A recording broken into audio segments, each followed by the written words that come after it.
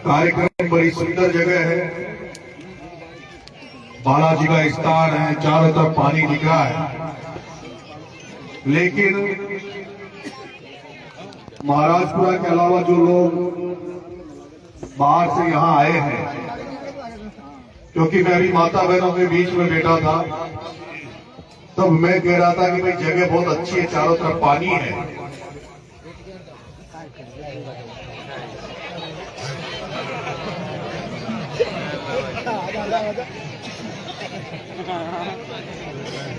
लेकिन माता बहनों के मन में ये भी संशय है कि ये जो बाग, गलवा बाग जो बना है, जो पानी भरा हुआ है, पहले भी हमें पहले आ गए थे, उठाकर यहाँ आ गए। अब भी हमारे जहन में डर है कि कहीं फिर से इसको ऊंचा उठाकर और कहीं फिर से हमें विस्थापित ना कर दे। आज सबसे पहले तो महाराजपुरा वालों को मैं धन्यवाद ज्ञापित करता हूं कि आपने मेरा स्वागत किया, सत्कार किया। मेरे साथ में मेरे साथी सरपंच साहब रामदयाल जी गुर्जर आए हैं, मेरे साथ में भाई रामेश्वर जी जो जाट हैं, आरएसी में नौकरी करते हैं, फिर भी ये पीएसओ जैसा कमांडो बनकर साथ रहते हैं। और यहाँ मैं देख रहा हूँ आसपास के कई गांव के लोग मौजूद हैं। सबसे ज्यादा रानीपुरा की माता बहने ज्यादा बताई, इस गांव में 15-16 बताई। सरपंच साहब की बहन, एमएलए साहब के घर से मिलने वाले ज्यादा रिश्तेदारियां रानीपुरा में है। रानीपुरा के कोई हेमराज जी हुए क्या? हेमराज जी दिख रहे थे, वो देखो हेमराज जी। मैं आज कोई भाषण नहीं दूंगा, और भाषण नहीं देने का कारण यह है कि मैं आज यहाँ उकलाना में भी मन की बात करना चाह रहा था, लेकिन आज आपसे यहाँ पूरे देवली उनियारा से इस मंच से मन की बात करना चाहता हूँ। मैं अभी पिछले कई दिनों से परेशान चल रहा हूँ, स्वास्थ्य के कारण भी परेशान हूं। मेरे गर्दन में दर्द है, कंधे में दर्द है, सर्वाइकल पेन है। हर दिन मुझे डॉक्टर डांटता है कि तुम्हें रेस्ट के लिए बोल रखा है, कुछ दिन रेस्ट कर लो। मुझे उन्होंने बताया कि मेरी गर्दन में कोई 2 हड्डी आगे बढ़ गई, जिसकी वजह से जो रीढ़ की हड्डी होती है उसमें जो हमारी खून की जो जाती है उस पर दबाव है, और ये लकवा का जो लकवा मारता है उसका जो लक्षण होता है, उसकी पहली स्टेप टाइप है। अगर तुम ज्यादा अगर दौड़ भाग करोगे, ज्यादा इसलिए ये बीमारी बढ़ गई तो तुम्हारा ये हाथ भी सुन्न हो सकता है, हाथ अंगुलियां सुन्न हो जाएगी। इसलिए मैं 2-3 चीजों को लेकर बहुत ज्यादा परेशान हूं। एक तो मैं स्वास्थ्य को लेकर परेशान हूं अभी, और दूसरा अभी आपने नोटिस किया होगा, जैसे हमारे माता बहनें जो मेरे पे माथे पे हाथ रखती है, माता बहने हाथ रखती है, लोग मेरे को आशीर्वाद देते हैं। आप लोग मेरे से बहुत बड़ी उम्मीदें रखते हैं। मैं नोटिस कर रहा हूं, जब से समरा होता हुआ देवली चुनाव लड़ा, अंता का चुनाव हुआ, समाज भी मेरे से बहुत बड़ी उम्मीद करता है। समाज मुझे एक बड़े ओहदे पे देखना चाहता है, और समाज की ये उम्मीद है, समाज आशा अगर से करता है कि ये लड़का कुछ आगे बढ़कर कुछ ही ओहदे पे पहुंच जाएगा तो समाज के काम आएगा, अपने लोगों के काम आएगा।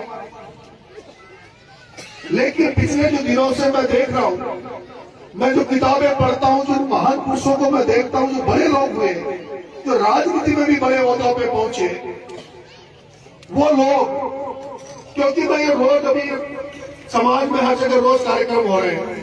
हर गांव में सर्दियों के दिनों में कहीं पंथनगल, तो कहीं भागवत कथा, तो कहीं टोला, तो कहीं मेला, और हर समाज में हर गांव में जहां लोग मुझे जानते हैं, जो युवा साथियों की इच्छा रहती है कि नरेश हमारे गांव में इस कार्यक्रम में आए, उनका लाड है, प्यार है, आशीर्वाद है, तो मुझे बुलाते हैं। लेकिन आज मैं महाराजपुरा आया, बीच में मैं कई प्रोग्राम में मैंने कैंसिल कर दिया, और आज वो लोग नाराज भी हो रहे होंगे कि एक कटुम्बर में कार्यक्रम था, कटुम्बर विधानसभा में उन्होंने बुलाया, वहां मैं नहीं जा पाया। बीच में 2 कार्यक्रम हिंदोली में, तो वहां मैं नहीं जा पाया।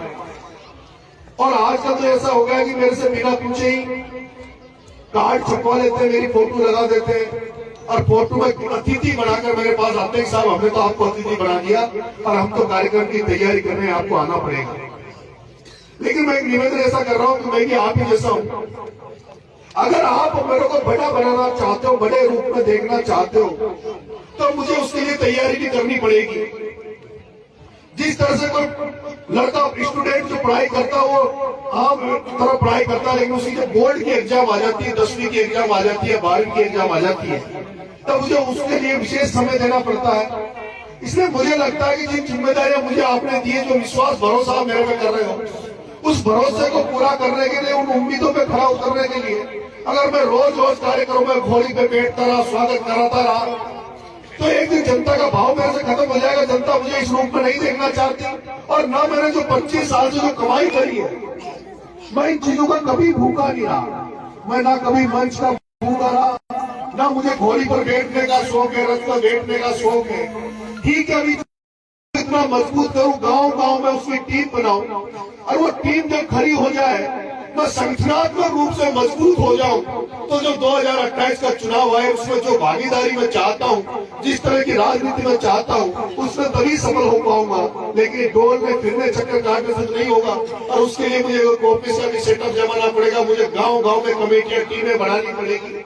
लेकिन महाराजपुरा वालों, मैं आपसे निवेदन करना चाहता हूं, बहुत सारे गाँव के आसपास के लोग हैं, मुझे आप अगर बड़ा नेता बनाना चाहते हो, आप चाहते हो कि मैं राजस्थान की राजनीति में बड़ा नेता बनूं और जनता के काम आ सकूं, तो आपको मुझे सबसे पहले नेता नहीं, बेटा मानना पड़ेगा।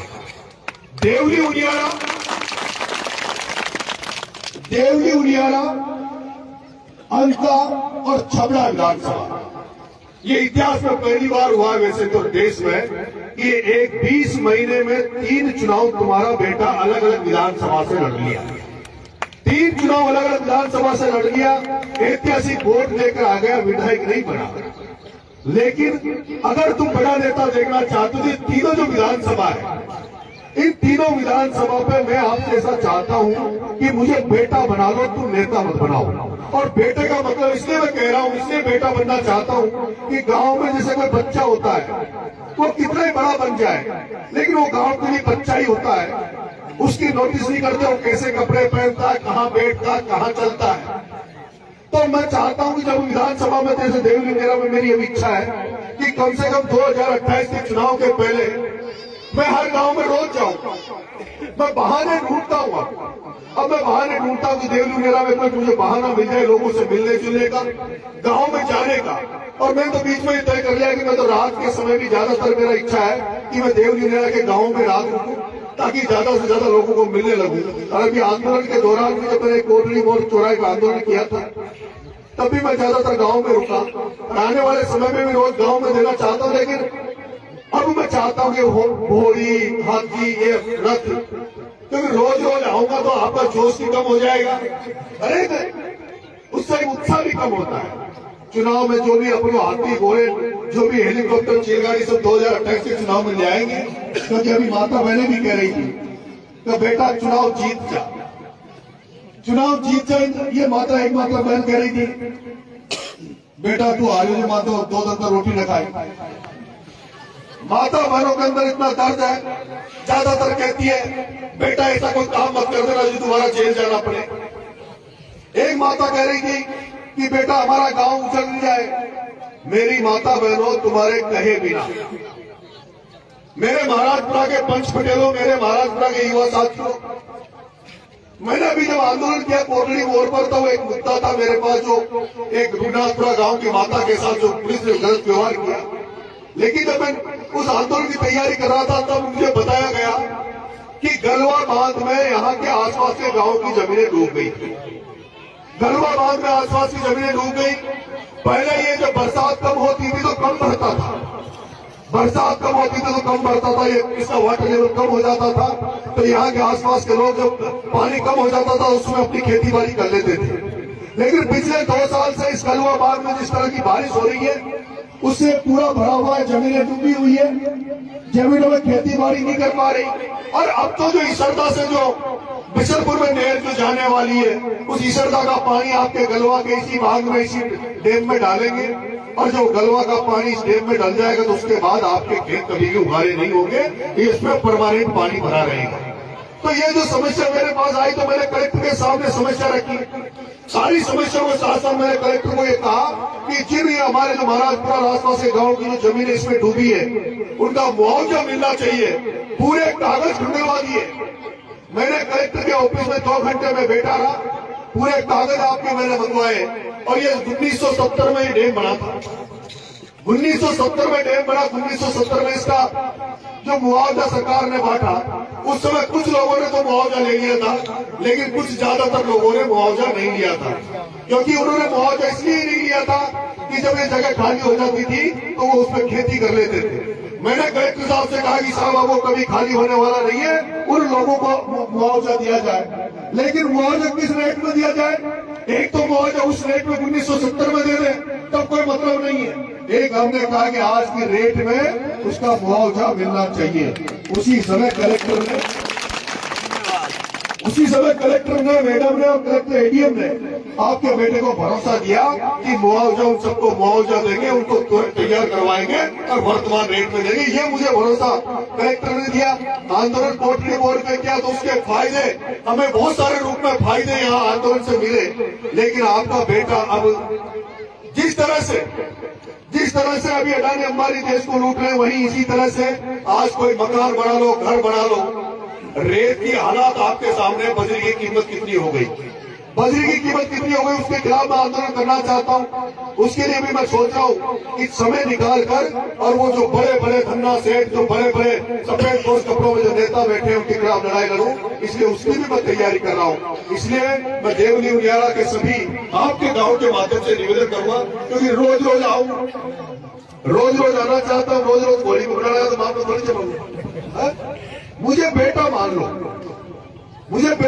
बेटे को कभी भी, और मैंने अभी कोई काम नहीं किया बेटा, अभी मैंने ऐसा कोई काम नहीं किया जो तुम मुझे रथ में बिठाओ या घोड़ी पे बिठाओ।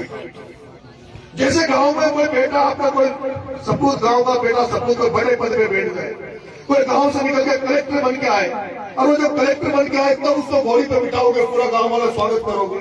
मैं भी चाहता हूं जब मैं कुछ बड़ा बन जाऊं, मैं स्वागत लायक बन जाऊं, तब मुझे स्वागत लायक तब रथ में बिठाना।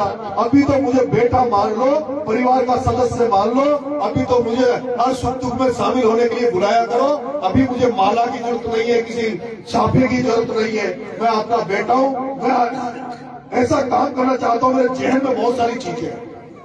मैं कर्नल किरोड़ीलाल जी भैंसला जैसा बनना चाहता हूं, मैं शिबू सोरेन जैसा बनना चाहता हूं, मैं बड़ा काम करना चाहता हूं, ऐसा काम करना चाहता हूं जो मेरा इतिहास में नाम लिखा जाए। आप लोग जब नरेश की बात करें तो आपका गर्व सीने से ऊंचा हो जाए। जैसे अभी चर्चा चलती है इतिहास में, ये भी इतिहास में लिख दिया गया कि 20 महीने के अंदर अंदर एक बेटा मीना समाज का आपका बेटा 3 अलग अलग विधानसभा से लड़के 50-50 हजार वोट लिया।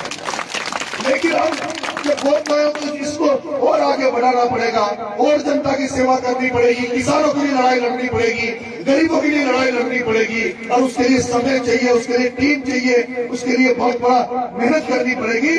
इसलिए आप सब मुझे ऐसा आशीर्वाद है, और आज आपने मुझे बुलाया, स्वागत किया, उसके लिए मैं बहुत बहुत धन्यवाद ज्ञापित करता हूँ, आपका आभार व्यक्त करता हूँ। और अब देवली उनियारा में जहां भी काम पड़ेगा, 3 विधानसभा ऐसी है, अगर 5 किलो का लड्डू भी कर लेगा, लड्डू में 5 किलो का लाडू में बुलाओगा तो